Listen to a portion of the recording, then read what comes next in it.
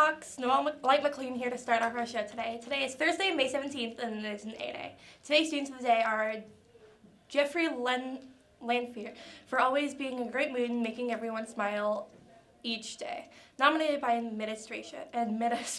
Now I'll send it over to McKenna with your news. Hey Hawks, it's McKenna with today's news.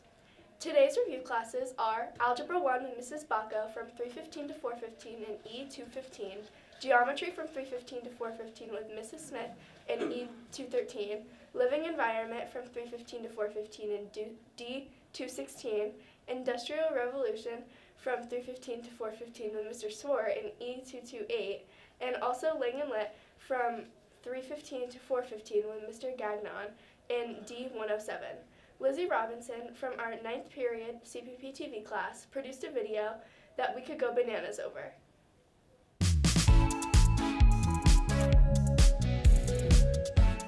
Do you like pie?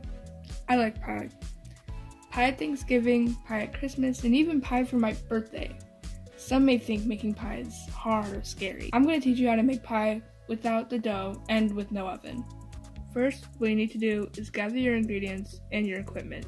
You're going to need 1 4-serving size box of instant chocolate or vanilla pudding, whipping cream, 1 cup of cold water, 1 14-ounce can of sweetened condensed milk, 2 cookie crusts. You can use Oreo shortbread, graham crackers, or Nilla wafers, lots of bananas, and 1/3 cup of powdered sugar. I'm going to be using vanilla instant pudding and shortbread crusts. For your equipment, you will need 2 mixing bowls, a hand mixer or KitchenAid mixer, a silicone spatula, a 1/3 and a 1 cup measuring cup, a kitchen knife, and a can opener.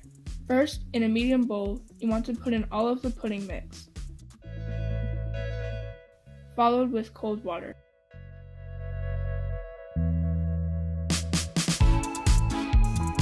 And then using the can opener, you want to open the sweetened condensed milk and pour it all in.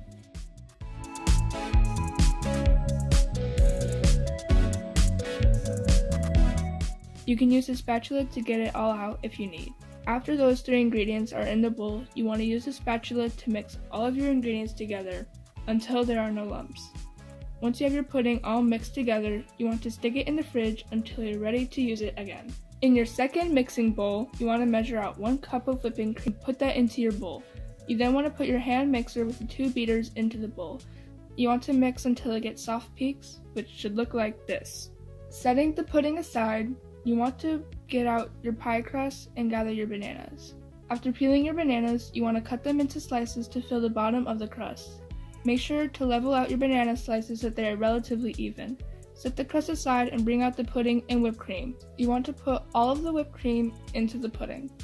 Make sure that you fold them together. Once you are finished folding your mixture, it should look like this. You want to divide it equally between each of the pie crusts. Even out the pudding and grab the bowl you previously used to make the whipped cream. In this bowl, you want to use the rest of the whipping cream from your pint and pour it into the bowl. Add in a 1/3 cup of powdered sugar and mix until you get soft peaks. Taking your new whipped cream, you want to divide this equally to the tops of each pie and smooth out until even. The pies are finally finished. Although if you want to have a better and more banana taste, you want to refrigerate your pies for a couple of hours or overnight. Make sure you keep your pie cold but not frozen, and enjoy. Thanks, Lizzie. Next, Ellie Creed has produced her 4th episode in her podcast titled The Marvel Multiverse. In this episode, she discusses the origin of the Black Panther as well as interviewing some students about the perspectives on this Marvel hero.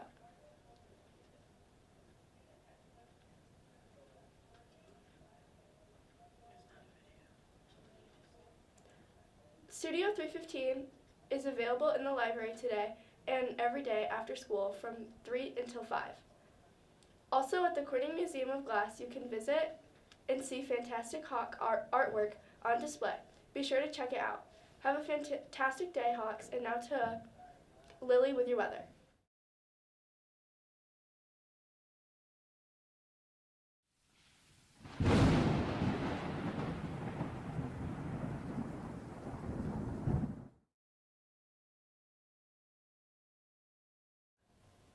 Hey Hawks, it's Lily here with your weather report for today. Today our weather is staying in the higher 60s by the time after school practices start, which isn't too bad, though this morning is in the 30s though. The only semi-exciting weather this week is possible rain on Friday, but not very likely. Very cool. Now over to Angie with your sports for today. What's up, Hawks? It's Senior Angie May here with the sports report. Last night, the Unified basketball team had a game against Ithaca and suffered a tough loss of 30-34. Next week, they enter into the playoffs. Our varsity softball team had a game and tied 5-5.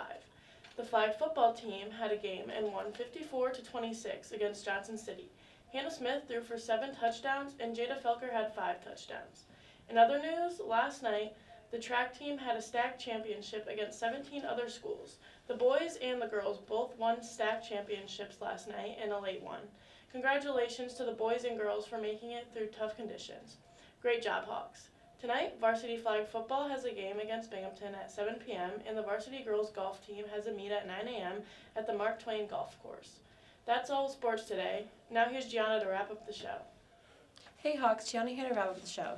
Thanks for tuning into CPPtv, your daily source of news around the Nest. If you miss anything from the show today or any previous shows, you can check them out on our YouTube channel at CPPtv. To get updates, follow our Instagram at CPP.tv. Thanks for watching and keep flying, Hawks.